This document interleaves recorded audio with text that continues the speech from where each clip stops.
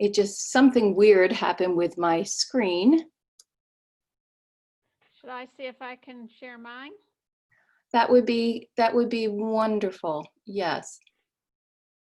It says this will stop the other screen sharing. Do you want to continue? I'll say yes. Yes. Mm-hmm. Okay, so that's mine. I can stop sharing till we're ready. Okay, sounds good.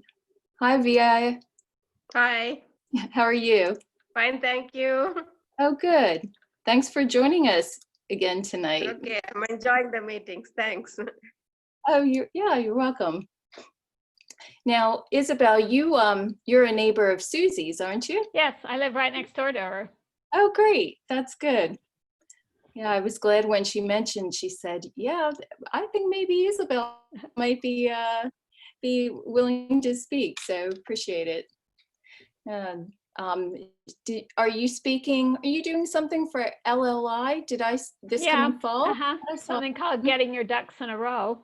Yes, I like that title. I just seen gotten the brochure in the mail. Yeah. Mm-hmm. Well, that's a great option, right? Hi, Terry. Good evening. How are you? Great. How about yourself tonight? Good. Good to see you. Thank you. You too. I'm going to stay off video because my internet's been a little spotty, I understand completely. but I'll come on for a minute. Okay. It's always good to see a face with a name too. See, I'm real. Yeah. We have some storm clouds passing over. We had a little bit of rain. Actually ready for more. My plants need it again. I know. I just planted some roses of Sharon that a friend of mine brought me, and I have to keep going out and watering them because it's not rained just a little, not quite enough to keep them going. So that's it. It seems like we just get a deluge or no rain for a chunk of time. So yeah. But I think we're hopefully on the tail end of the really hot weather. Yes. It seems like past couple of years it's been really, really, really warm in July and then starts to taper off. In fact, I can't believe we're on the tail end. We're headed into what, the third week of August? Yeah, we're done. Mm-hmm. It's true. I know it's been a crazy spring and summer for everybody, but it still seems to be going by fast.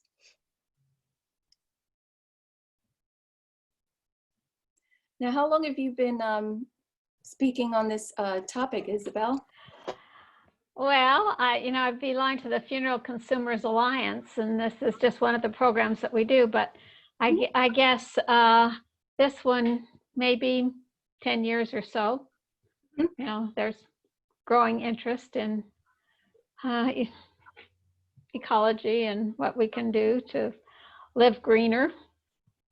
Oh yeah, and there's so many different aspects of it, so it's good to see this kind of making its way into the forefront and topics and all. That's what a friend of ours back in New Jersey is a funeral director, and he's good friends with my husband, and he just indicated how that whole industry has really changed over the years. Mm-hmm. First, I guess, with the cremations and all of that, and changing a lot relative to kind of common practices and so forth. So,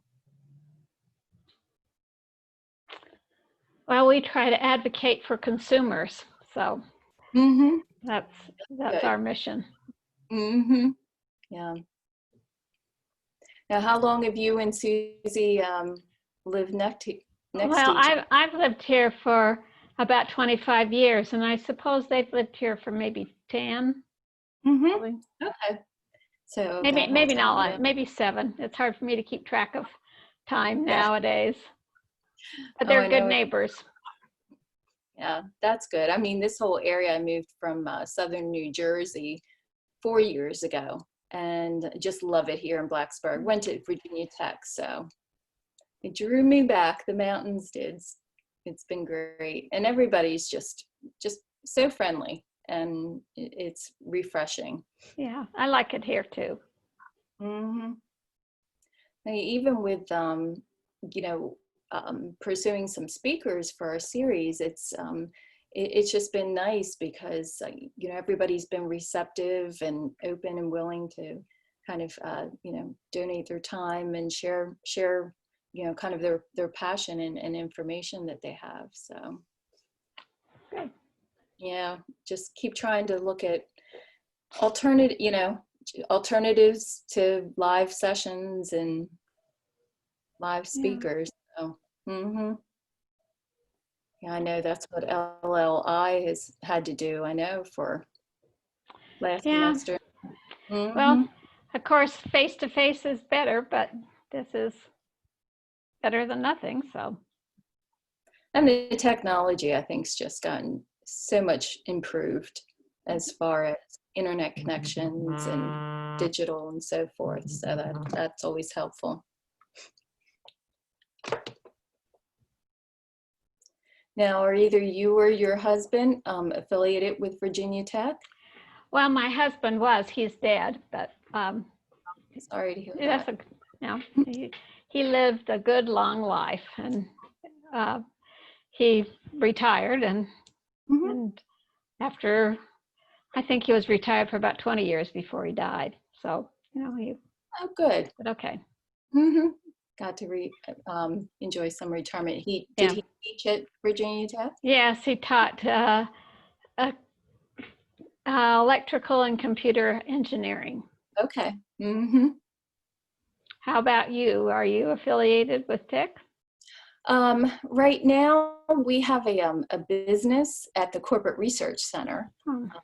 We are an artisan black garlic company, so we produce organic black garlic of all things. Yeah, we're kind of an oddball in with all the tech companies and science companies, but the administration and Dr. Meredith, when he was there, was very gracious in getting us in, and saw the innovations that we were doing when it came to that product. So, and then just graduated from Tech back in '85 in biology, and then one son started there, went for 2 years, and then ended up just graduating from Radford.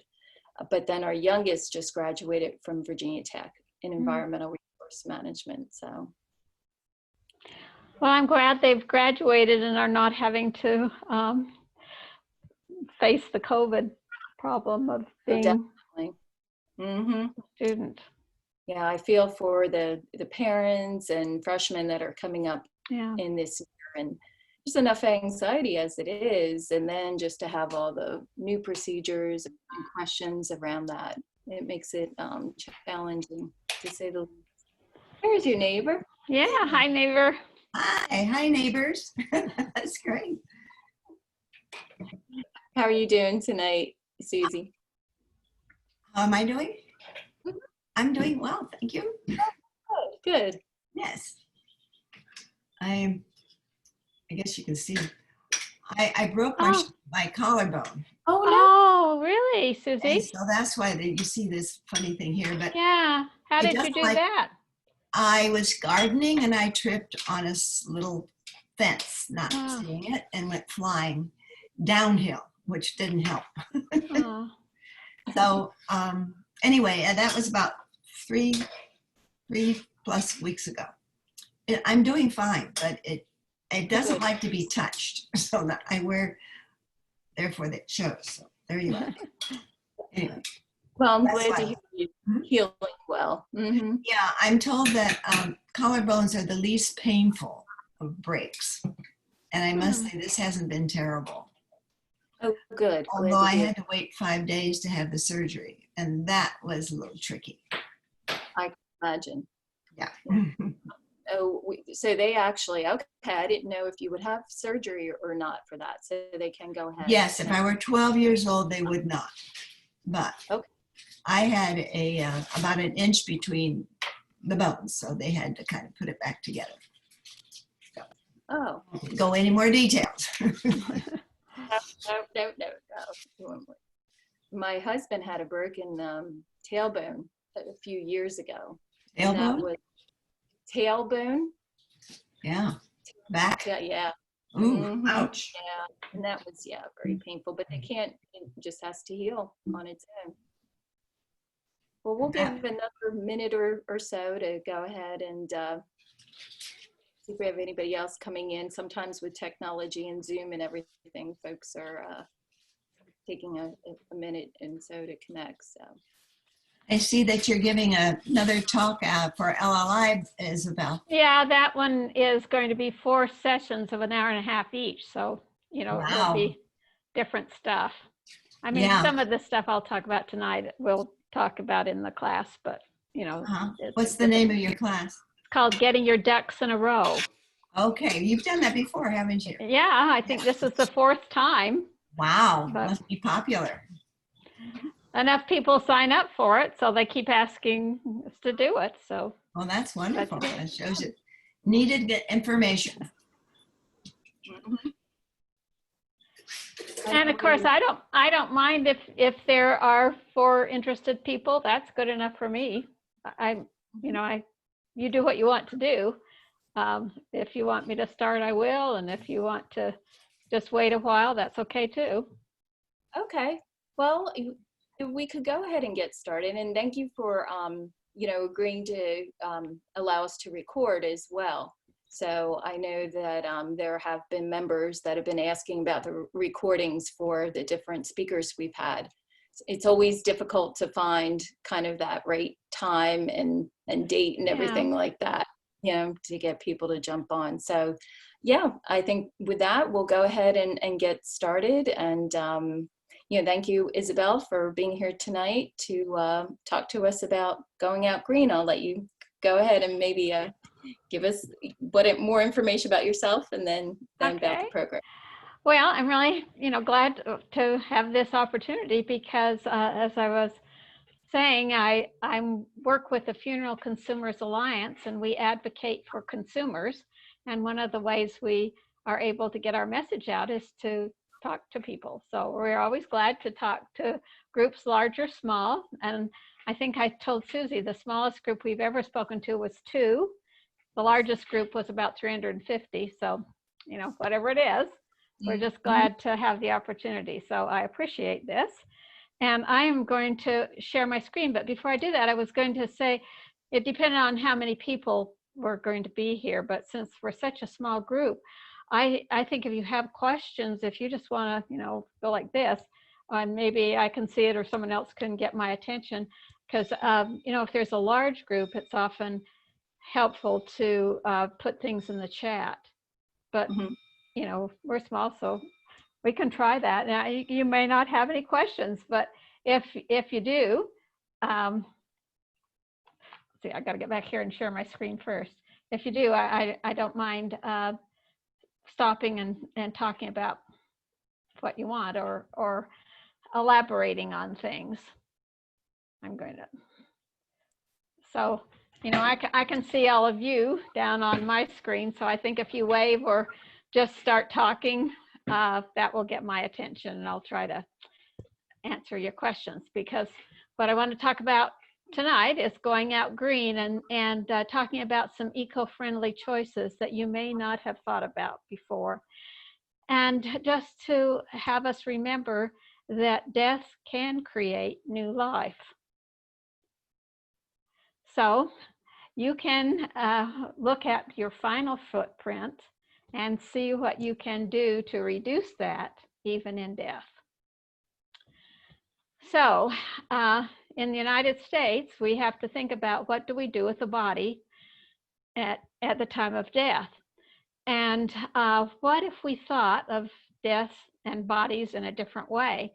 If we thought of human bodies as a kind of waste, and what do we do with waste? We can reduce it, we can reuse it, we can recycle it, and it's recycling that it's decomposition that creates nutrients in the soil and allows for new life. So think about the legacy we leave behind. The average human apparently weighs 136 pounds. I know a lot of people weigh more than that, but of course, a lot of people weigh much less than that. So thinking about a body that weighs 136 pounds, we're, mostly water. So if you subtract all the water weight, that leaves 54 pounds of mass that we have acquired from the plants and animals that we've eaten. And of course, we're also made up of carbon, calcium, nitrogen, phosphorus, and all those things can be returned to the soil and nourish it. So in our country, we have some choices about body disposal. And the thing that mostly comes to people's mind is burial. And we talk about conventional cemeteries, and those are the cemeteries you see all around us. We have a couple in Blacksburg. I don't know if all of you are living in Blacksburg, but even if in the New River Valley, there are cemeteries that you see all the time. There are also green cemeteries, a lot more interest in that's developing. I'll talk about that a little bit. And there's home burial. People can bury their loved ones on their own property. And of course, cremation is growing, becoming much more popular than it was at one time. There's body donation, that's a choice. And that again is recycling the body for other uses. There's something called alkaline hydrolysis, which is now legal in 18 states. Not in Virginia yet, but that's one of the things we're working on. And 2 years ago, we really lobbied the legislature actively because there was a bill introduced into the legislature that would make alkaline hydrolysis illegal in this state. And of course, we all thought that was wrong because it's a much greener option and there's no reason to make it illegal. But of course, the funeral industry was not happy about it. But it is legal in 18 states, and almost every year another state comes online. There's also something called recompose, and that means turning the body really into mulch.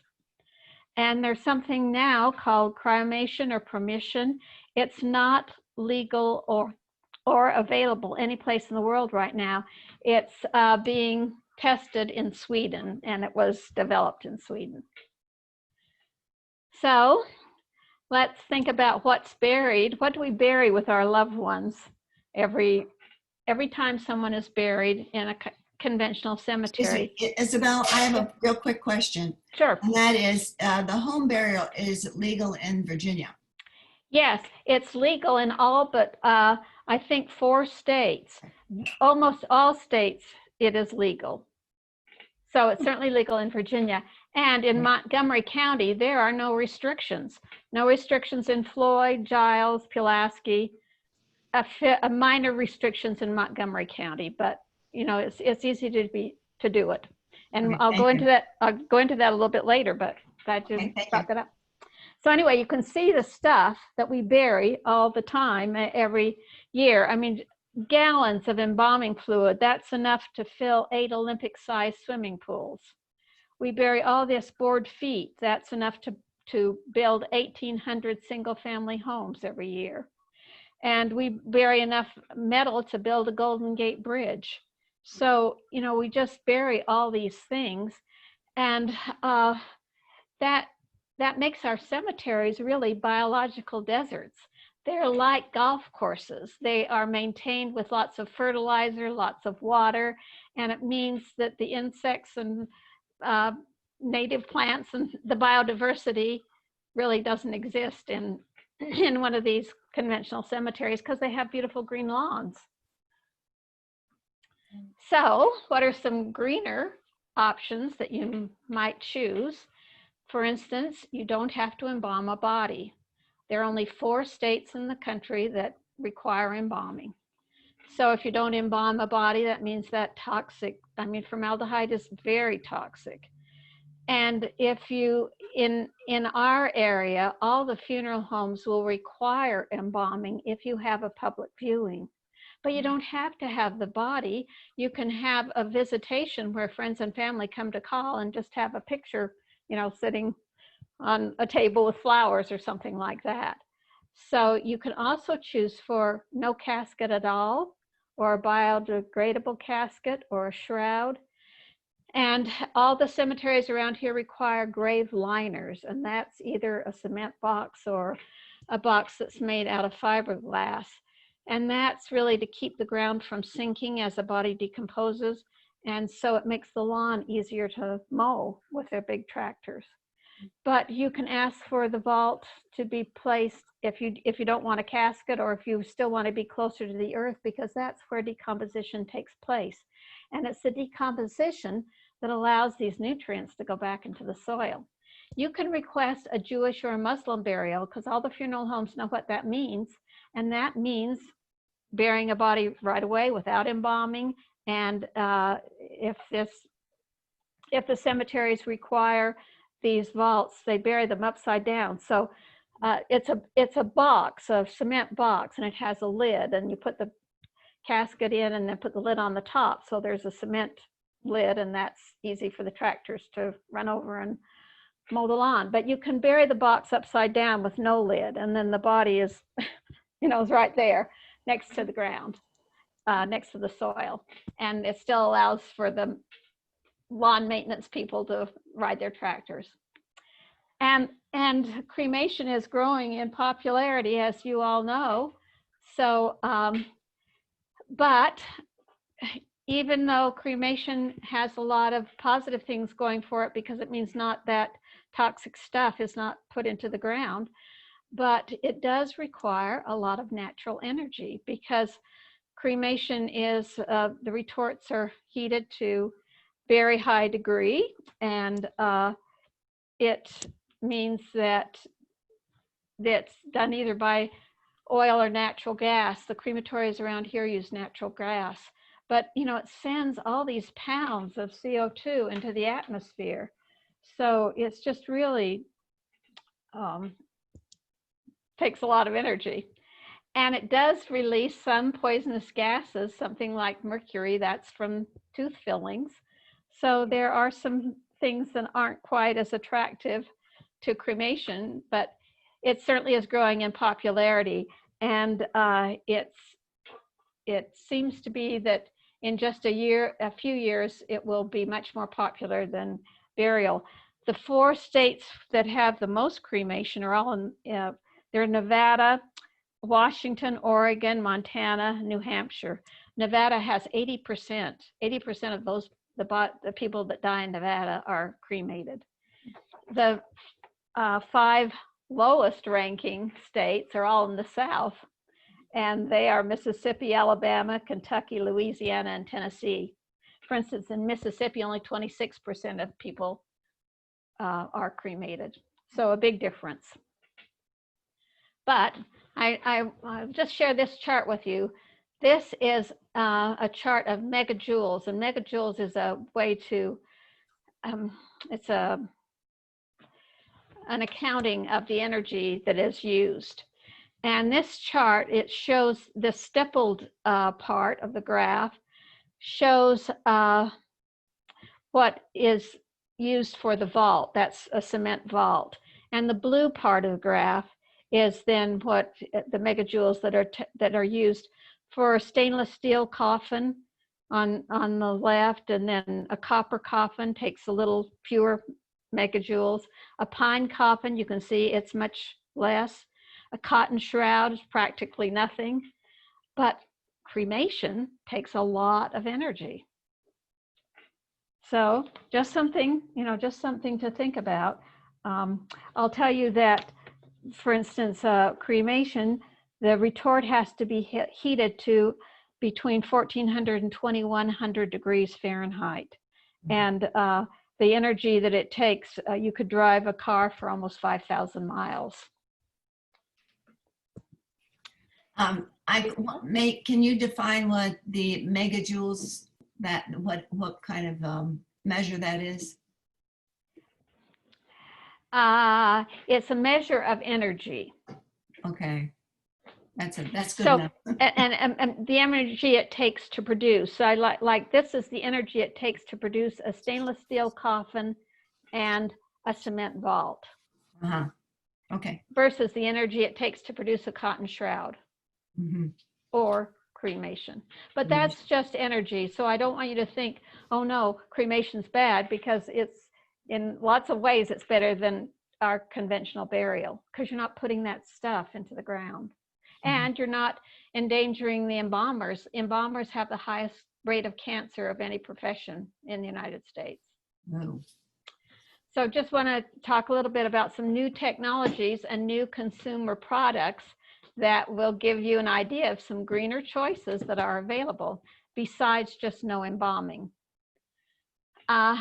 If you decide that cremation is the way you want to go, because there are lots of advantages for cremation, and in Virginia you can do all kinds of things with the cremated remains. You can scatter them any place. There's no law against scattering. You have to obey, no trespassing rules, but you can put them in your garden. You can bury them. You can do all kinds of things, and you can bury them in a cemetery or in your front yard.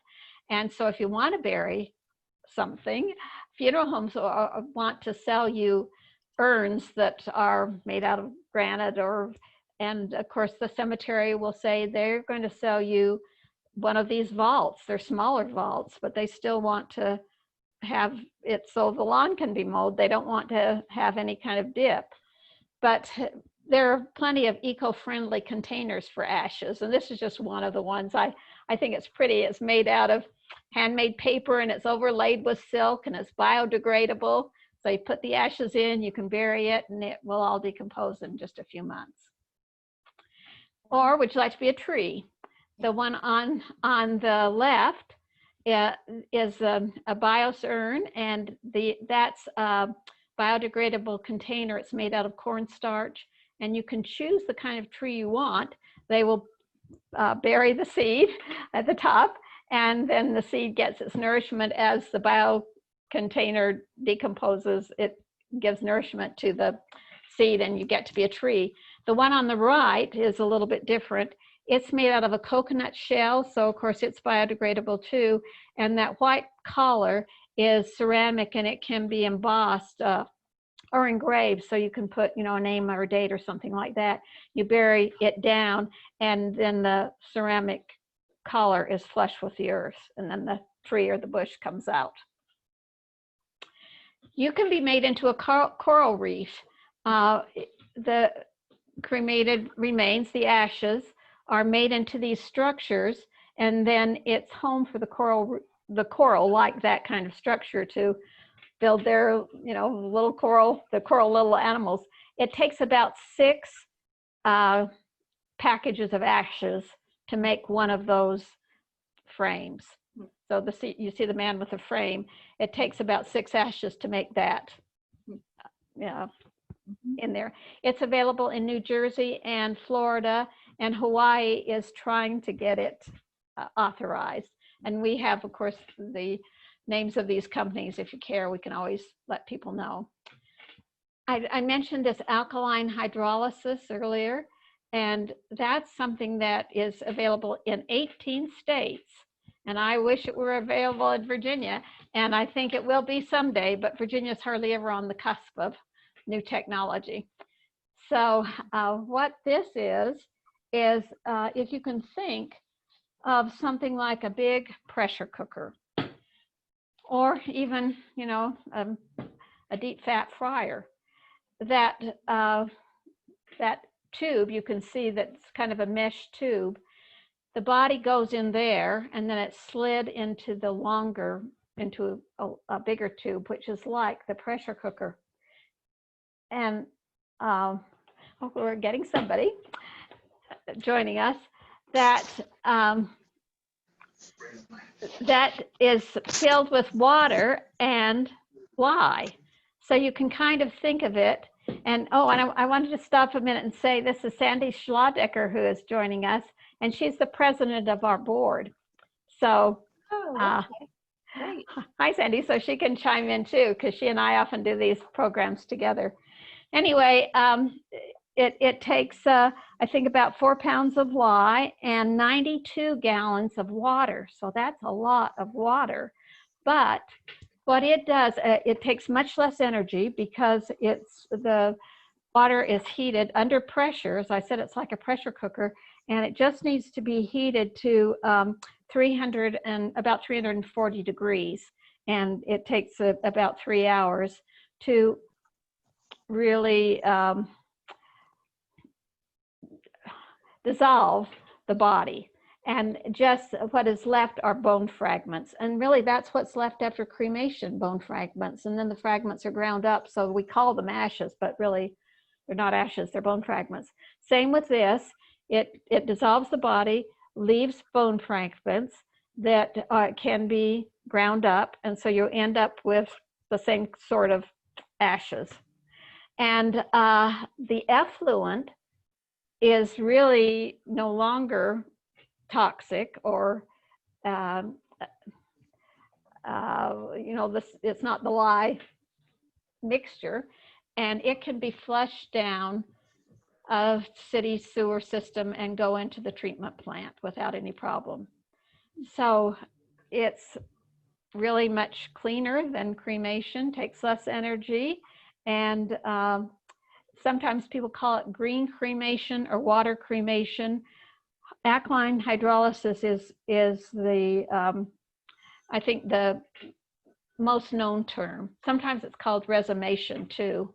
But the reason why the Virginia Funeral Association was opposing that bill that was introduced is because, it's an extra amount of money. It costs about $50,000. That equipment costs about $50,000.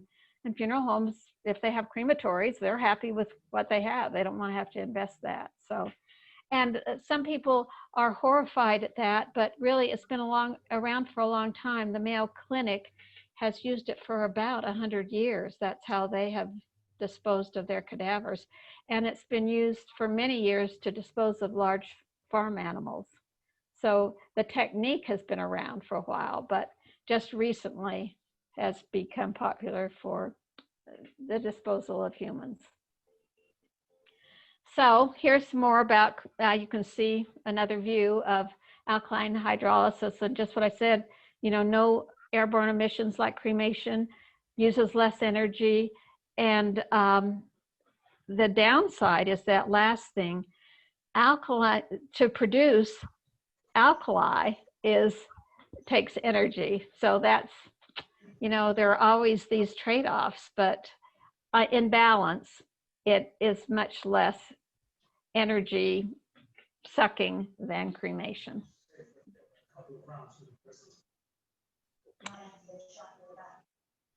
So to make burial greener, we talked about some choices for cremation and alkaline hydrolysis, but there are some new consumer products that are on the market because more and more people are really concerned about making things more ecological.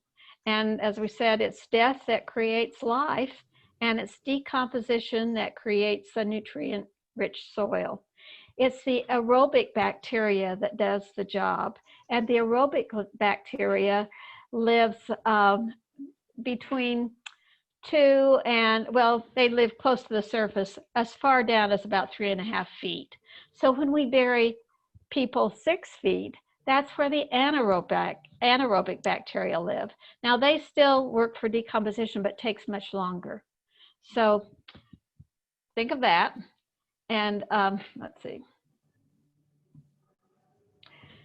Here's a biodegradable casket. And these can be made out of all sorts of things. I think this one is made out of, let's see, what's this made out of? This is made out of seagrass, but they can also be made out of banana leaves and bamboo and wicker. So, and they're available in our area. They can be sold here. Here's something that's called an ecopod. And the picture of the woman holding the white ecopod, that's just a plain one. It's made out of recycled paper. And that's fairly inexpensive, but they go all the way up to almost, well, over $15,000. The red one has been covered with silk, and the design on the top is gold. So that's, you can You can spend lots of money if you want to. You can bury a body in a cardboard box. Now there's special cardboard boxes because they will hold a lot of, you know, poundage. And this is what people are usually cremated in. And if you go to a funeral home and ask for an alternative container, that's probably what you'll get, just the plain cardboard box.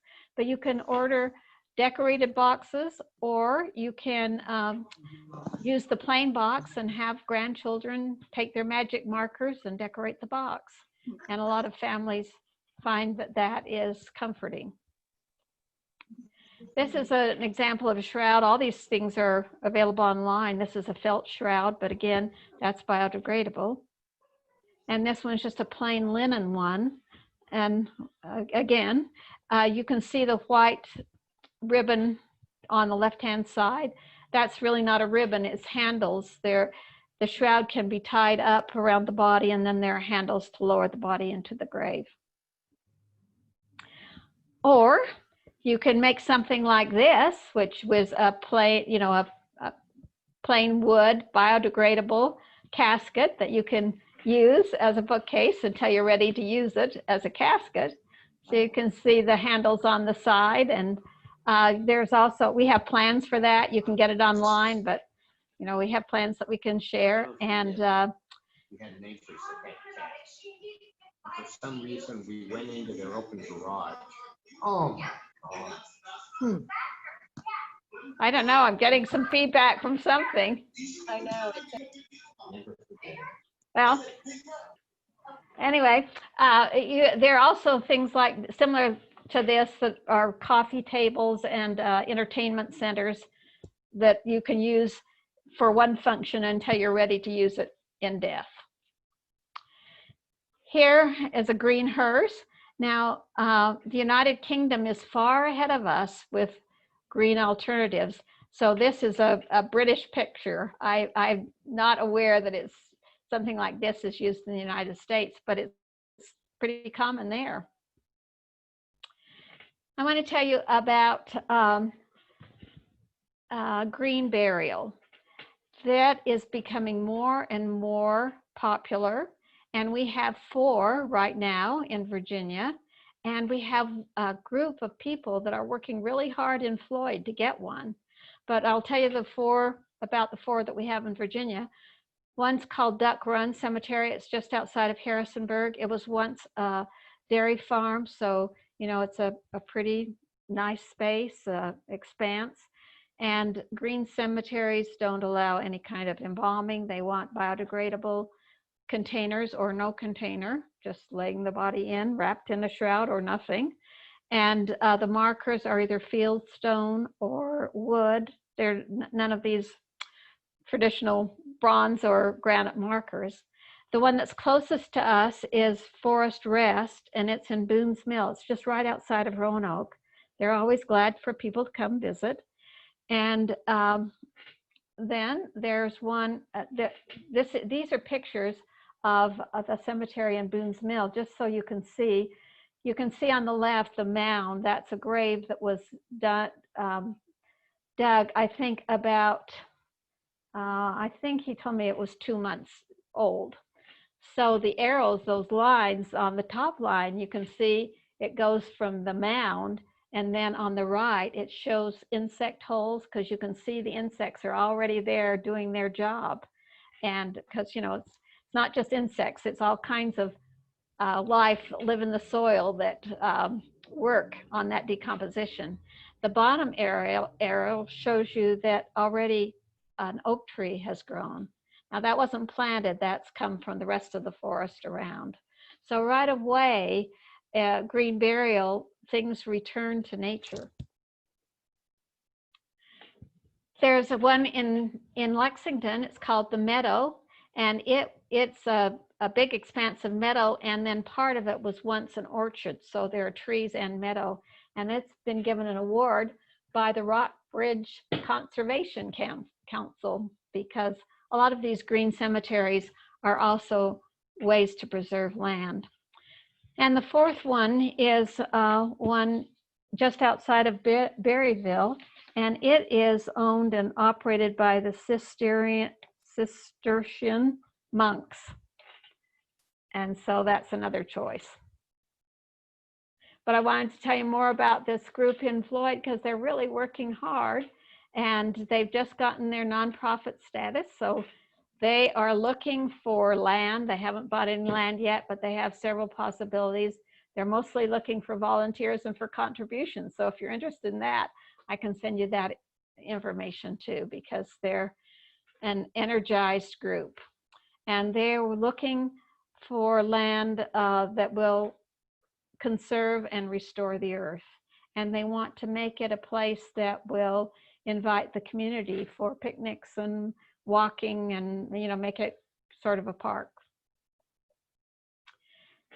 So if you're interested in land use and land as a renewable resource, these green burials come in different forms. There's a hybrid cemetery where it might be a traditional cemetery or a conventional cemetery, but they set aside a part to be a green burial.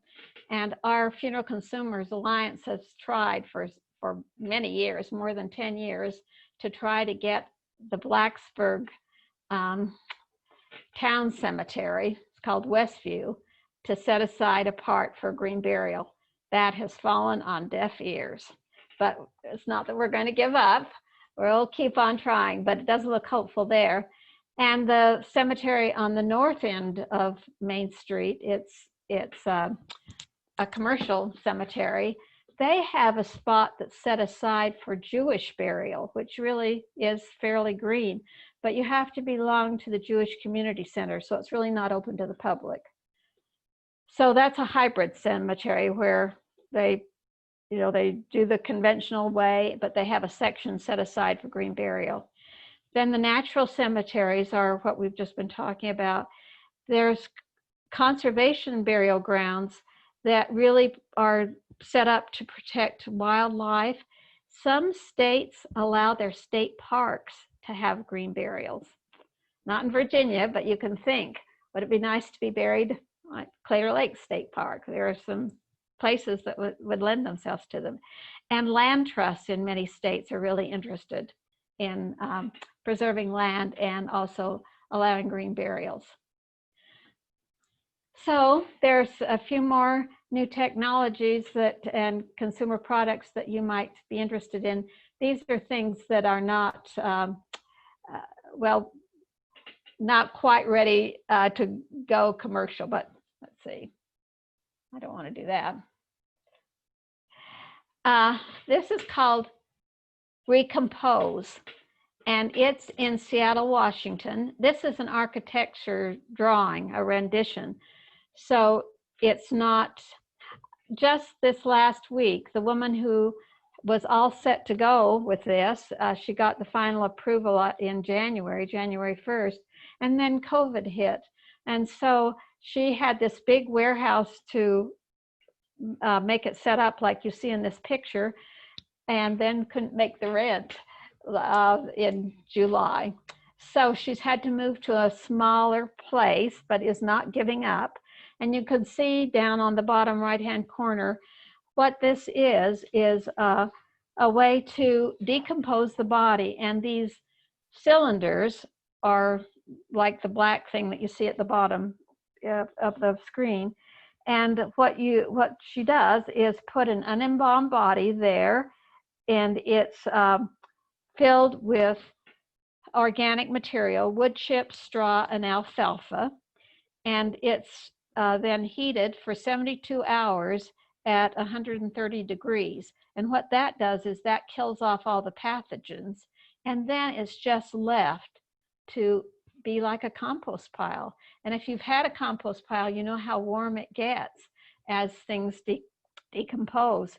So, you know, the microbes feed on that nutrition, that nitrogen.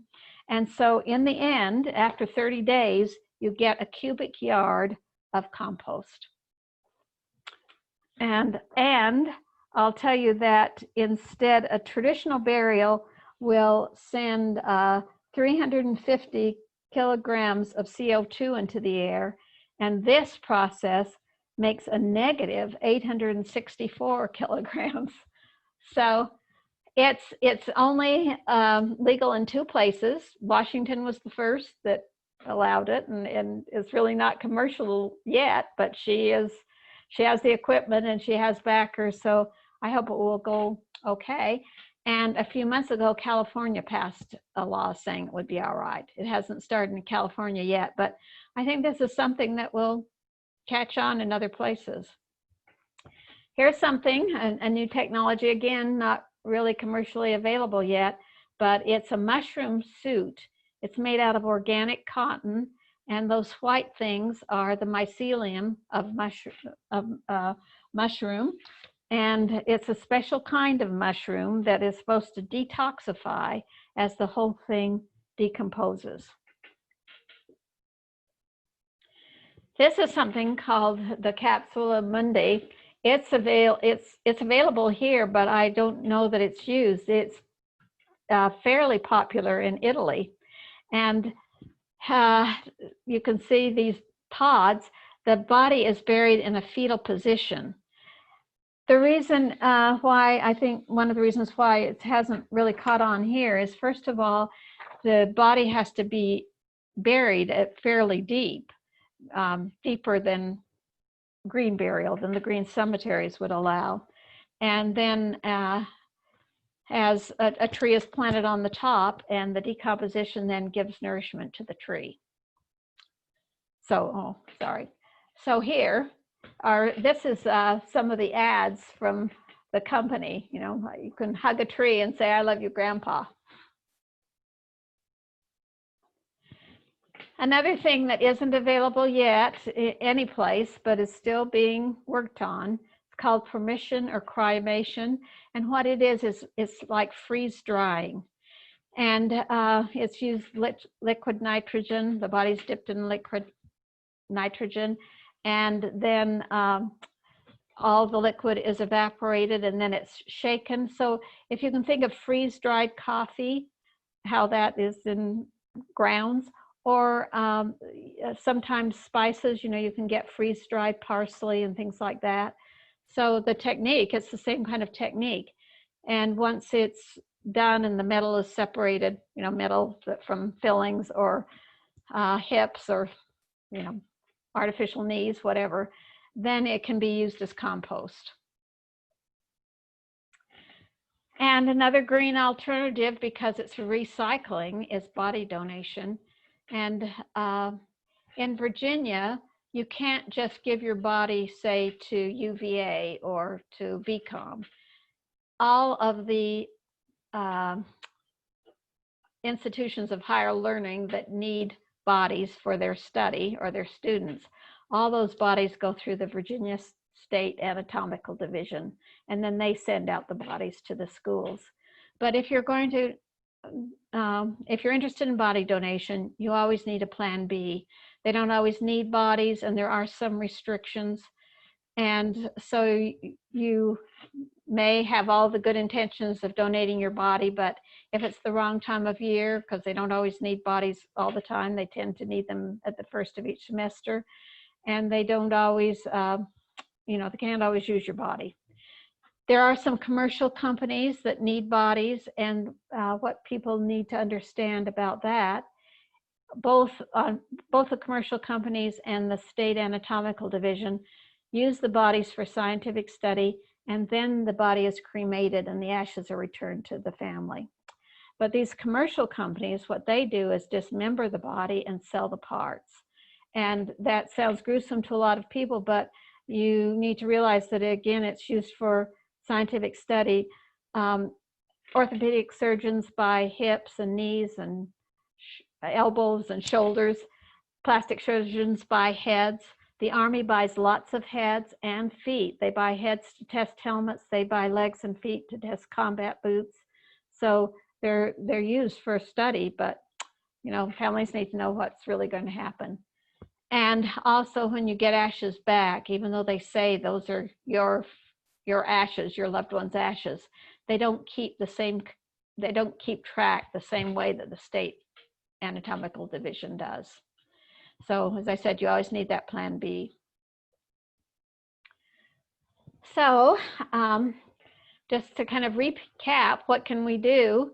It's really important to talk to your loved ones about some eco-friendly practices if this is the kind of thing that interests you, because it's your survivors that are going to make those decisions. And if you care about this kind of thing, you can encourage land trust candidates to allow burial. If you're not selling graves, there are really very few restrictions. You can talk to your friends and neighbors about greener options. If a lot of people avoid the discussion of funerals, but or what happens after death, but it happens to us all. And you can lobby commercial cemeteries, as we are doing without much luck, to set aside a section for people who don't want embalming, who don't want to be buried in a cement box. And of course, you can join the Funeral Consumers Alliance and help us spread the word. So that's really what I have to say. So I'm interested in anything you want to say. Isabel, I was curious about the cost of some of the eco-friendly options, like with the tree and things like that. How does that compare to your conventional? Those generally are not ways to save money. Right. And the I will say some of the, like the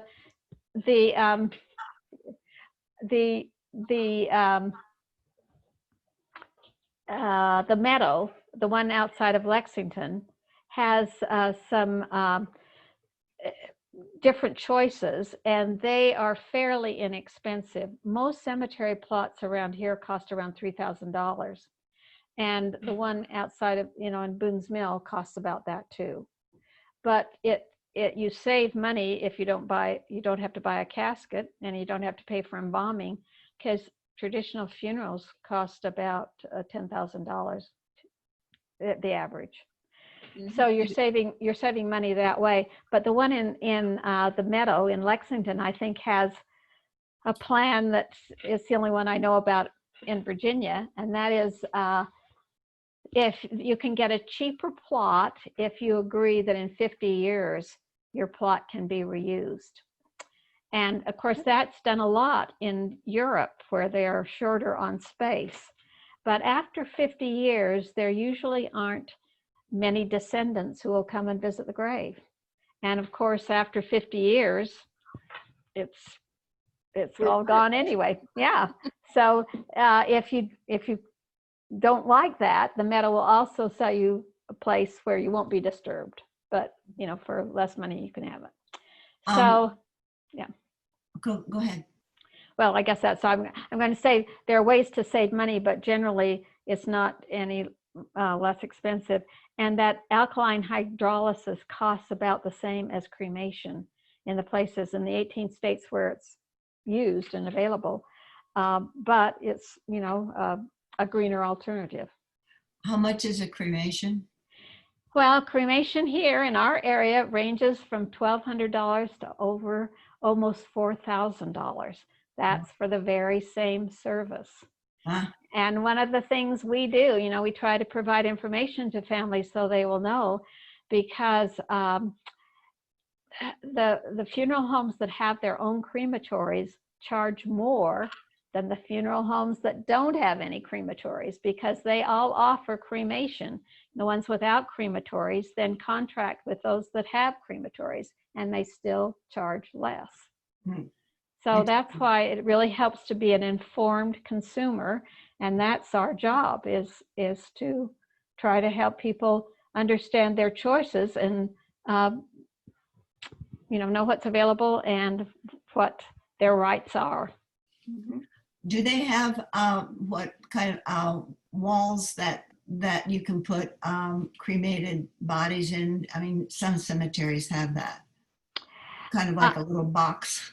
Yes. Yeah, it's called the vault. The cemeteries around here, if you're going to bury in if you're going to bury cremated, ashes in a cemetery here, they're going to sell you that vault. And a vault for a body usually costs about $1,000. For a cremated vault, it's between about $500 and $700. Well, I was thinking of the structure that I've seen in cemeteries where the cremated people are put kind of in like a safety deposit box. Okay, yeah, columbarium is the name for that.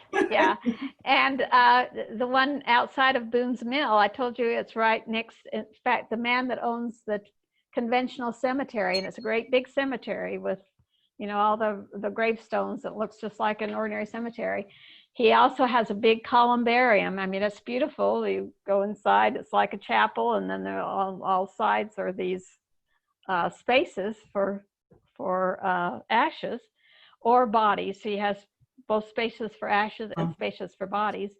And then he has this green cemetery in land. They're all right next to each other, but the green cemetery, he thought it was hilly. It would never be used as a regular cemetery, and he got really interested in doing something good for the earth.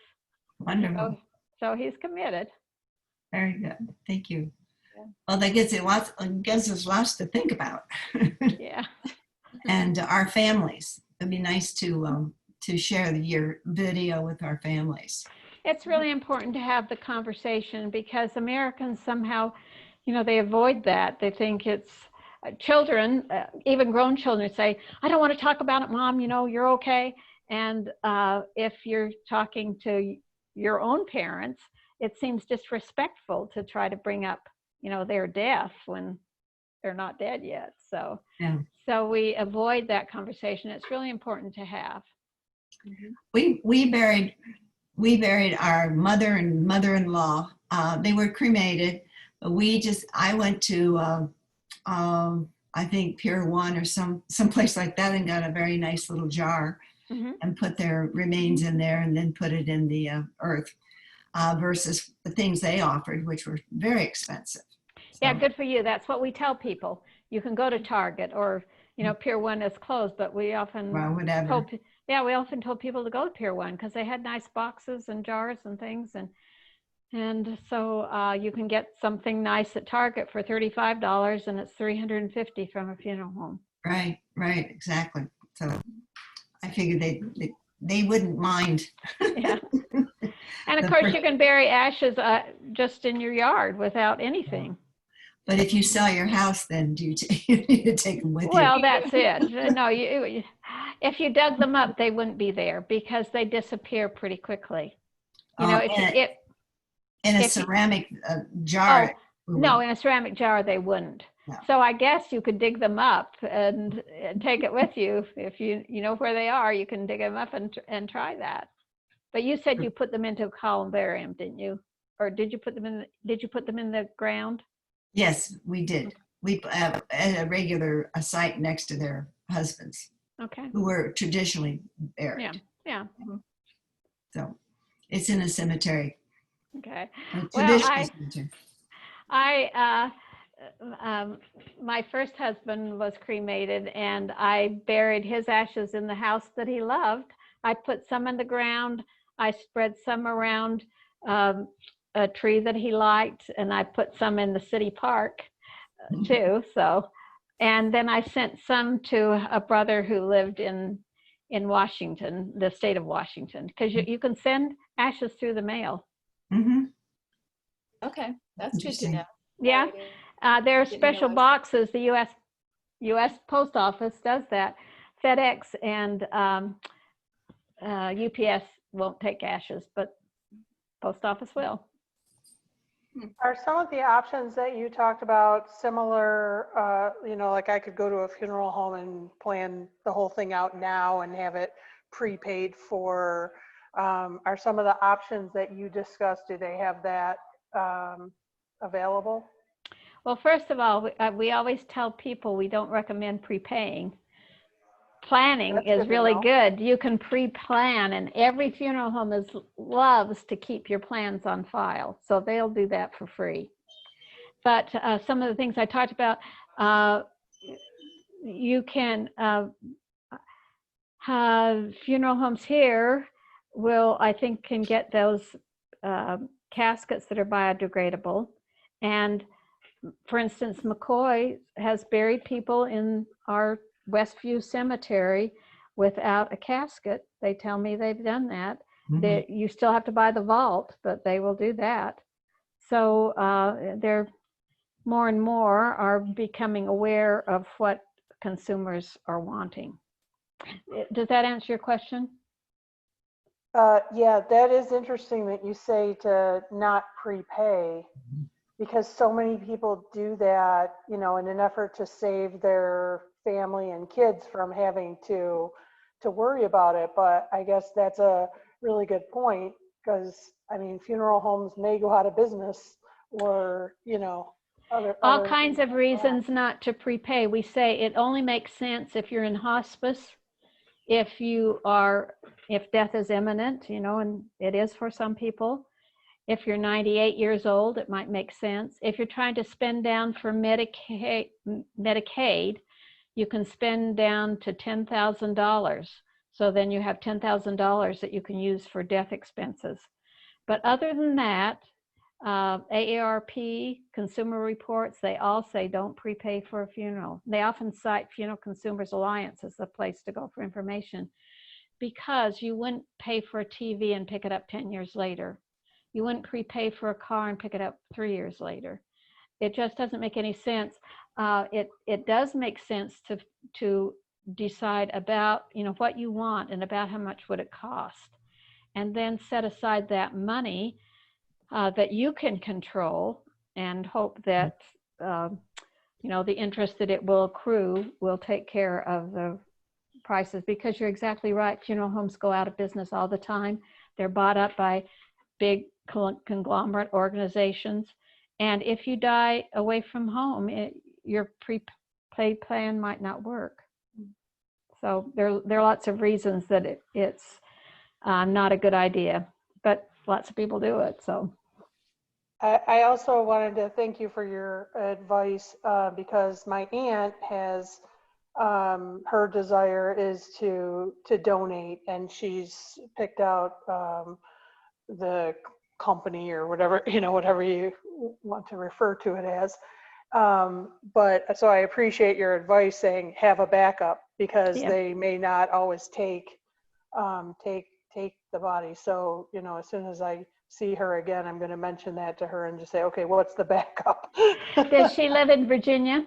She lives in Pennsylvania. Okay, see, states have different rules. For instance, in North Carolina, you can donate your body to Duke if you want, or in Tennessee, you can choose which place to donate. Tennessee has a body farm. I don't know if you've heard about that, but in Virginia, you only go through the state organization or these commercial companies. So yeah, do talk to your aunt, because it's really good to have. My second husband, who died,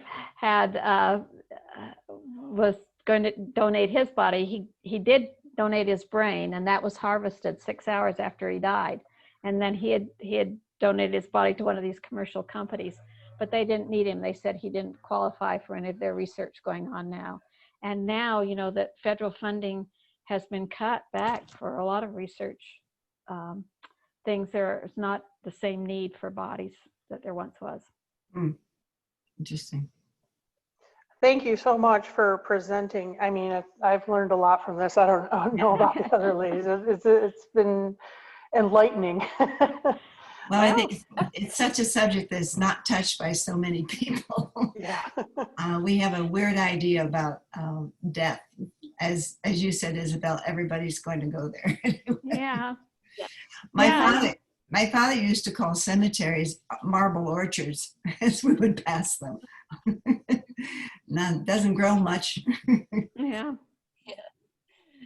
No, But anyway, thank you so much. Yes. I'm yes, glad to thank do you. it. Appreciate your time and the information and allowing us to record. So, you know, we can put this on our website. So hopefully other members will take the opportunity. May the Funeral Consumers Alliance have the recording so we can share it with people too? Yes, yes. Sure. Will, We'll will go you, ahead and send the link. you'll send me the link? Sure, Do it? will do. Okay. Mhm. Thank you very much. And All right. good luck with your talk for LLI. All right. Well, as I said, Sandy and I do that. Sandy Solidacre and I do that together, and we have 4 sessions of an hour and a half each. So you get a lot more information. Got a lot more info, right? Yeah. Very good. Well, thank you. Mhm. Okay. All right, Well. Isabel. Thank you, everybody, for joining us. Have a wonderful evening. Take care. Thank you. Thank you for doing this. Yeah. Bye. Bye-bye. Thanks, Isabel.